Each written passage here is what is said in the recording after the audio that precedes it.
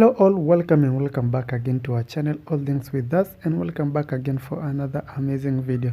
So in today's video I'm just going to be showing you how I did make these floating shelves. It's just an idea that I had and I decided to share with you. Maybe it can help you make some floating shelves because they bring out a neat work.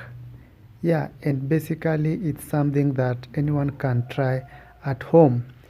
Even though if you don't have the tools, you can just find your local furniture people. They can make one for you. Anyway, if you're new here, feel much welcome. If you're already a subscriber, thank you for always supporting us, coming back and watching our videos. And if this is your first time clicking on our video, kindly subscribe to our channel, hit the notification so that you always get notified whenever we upload new videos like this and more.